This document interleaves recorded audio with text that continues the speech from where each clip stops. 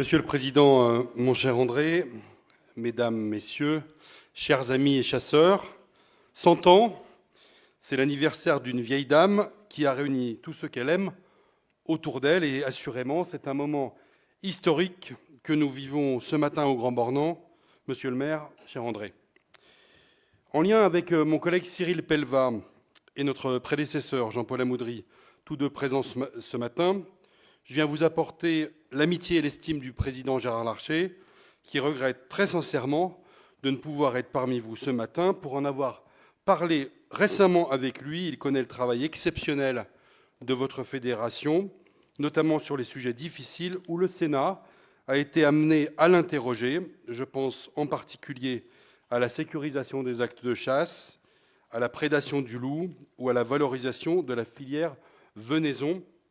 Ces différents sujets ont été abordés à de nombreuses reprises ce matin.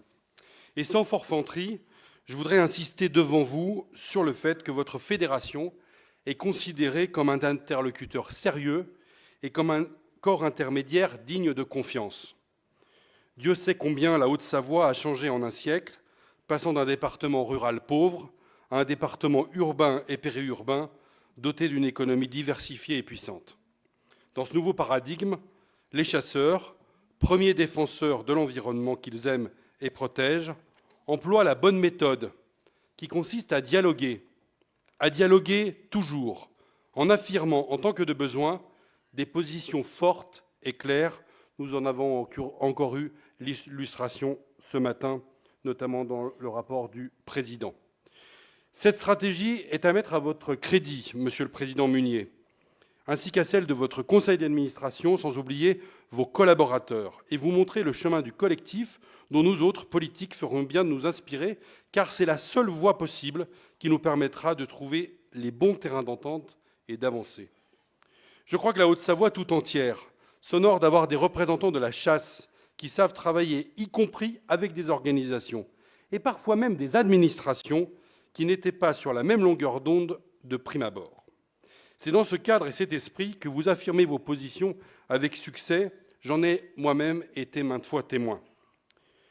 Comme vice-président du Sénat et comme membre du groupe d'études chasse et pêche de la Haute Assemblée, je participe aux très nombreux événements qui nous sont proposés pour éclairer le travail du législateur par des rencontres régulières et très opportunes. Pour défendre le droit de chasse en France, qui est un héritage de la Révolution, il faut trouver les moyens d'adapter notre législation et le faire, bien sûr, en étroite association des représentants des chasseurs. Cela suppose de bien connaître les choses et d'appréhender toutes leurs différences. On n'a pas les mêmes traditions dans nos différentes régions françaises. Et le Sénat, chambre de territoire, est là pour vous comprendre et pour vous défendre. Nous l'avons déjà fait à de nombreuses reprises sur la protection des usages ruraux. Il y a 2 ans, j'étais venu vous présenter l'état des travaux de la mission sénatoriale sur la question de la sécurité à la chasse, qui avait été installée en novembre 2021, en réponse à une pétition lancée par un collectif suite à un accident mortel. Sur la base des conclusions de son rapporteur, Patrick Chaize, notre collègue sénateur de l'Ain, il a déposé en février 2023 une proposition de loi visant à améliorer la sécurité de la pratique de la chasse. Je vous le dis, chacune de ces propositions mériterait un débat en tant que tel. Et ce texte, qui est de l'ordre d'une quinzaine d'articles, n'est pas à ce jour inscrit à l'ordre du jour du Sénat. Je sais qu'il a fait couler beaucoup d'encre et je reste plus que jamais à l'écoute de vos préoccupations sur ce sujet. Je crois à la nécessité d'un dialogue continu et serein entre nous sur ces questions. Comme membre de cette mission, je vous assure que j'assurerai un suivi attentif de ce texte de loi s'il venait à arriver en commission et ensuite dans l'hémicycle.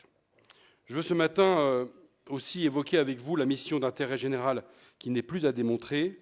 En réalisant des prélèvements, vous êtes les garants de l'équilibre sylvo-cynégétique. Comme président de l'Association des communes forestières de la Haute-Savoie, je souhaite insister cette année sur l'état de nos forêts, fragilisées par les attaques massives de scolytes, mais aussi par des épisodes de sécheresse, des tempêtes et parfois même des incendies. L'État, le conseil départemental, les collectivités propriétaires, les propriétaires privés, l'ONF, le CRPF, les professionnels de la filière bois, tout le monde est mobilisé. Nous vous savons à nos côtés et c'est pour nous très important. Bien sûr, les propriétaires publics et privés s'engagent à des coupes et à des plans de reboisement, mais ils ont besoin de l'action des chasseurs pour préserver leurs plans et garantir un taux de régénération suffisant. Il est donc capital, Monsieur le Président, de prolonger notre dialogue régulier entre les fédérations au niveau national comme au niveau local pour suivre des lignes directrices communes dans le respect des rôles de chacun. Votre dernier éditorial, Monsieur le Président Munier, évoque votre travail d'un pays cynégétique à l'autre en Haute-Savoie, notamment sur la population de cerfs. Je tiens d'ailleurs à vous remercier de tout cœur et à travers vous saluer le travail des uns et des autres sur le terrain et en particulier le travail que vous accomplissez avec les élus locaux et notamment les maires. Nous avons la chance de pouvoir nous appuyer sur le travail au niveau national de la commission chasse, à laquelle participe activement le vice-président de l'association des communes forestières de la Haute-Savoie, Philippe Makeda. Il est présent parmi nous ce matin, aux côtés du président Charvin et du directeur Nico. Je salue ici son travail national de très longue haleine à trouver le meilleur compromis possible, notamment en proposant une simplification des prélèvements de cerfs pour les accroître sans toutefois augmenter les plans de chasse. Je suis convaincu que cette méthode portera ses fruits. Nous n'avons d'ailleurs pas véritablement d'autres alternatives. Monsieur le Président, Mesdames, Messieurs, chers amis chasseurs, la chasse en Haute-Savoie a encore de beaux jours devant elle. Et dans 100 ans, quand on fêtera le bicentenaire de votre fédération, je souhaite qu'on puisse se retourner avec autant de satisfaction sur le passé et avoir une vraie confiance dans l'avenir.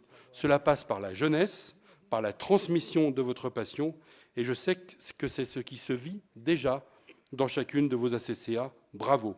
Je vous souhaite un excellent congrès. Vive les chasseurs de la Haute-Savoie. Je vous remercie.